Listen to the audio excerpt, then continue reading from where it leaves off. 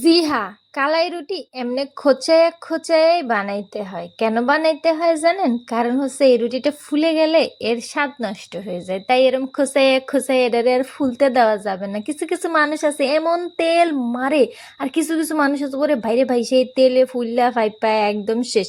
তো কালাই রুটির হচ্ছে ওই একই অবস্থা। লেবুটা ফ্রিজে থাইকা শুকাইয়া শুটকি হইয়া এমন অবস্থা হয়েছে, বাইরে ভাই শুটকি মাছের দশাও এমন হয় না। যাই হোক, লেবু উপরে শুটকাইছে কি তো কি হয়েছে, রসটা কিন্তু একদম টাটকা। আপনি দেখবেন আপেল কমলা যতদিন ফ্রিজে থাকবে তত বেশি মিষ্টি হবে, তত বেশি রসালো হবে। এই কথাটা কি বিশ্বাস করেন? যদি বিশ্বাস না করেন তাহলে একবার মিলাই দেখেন।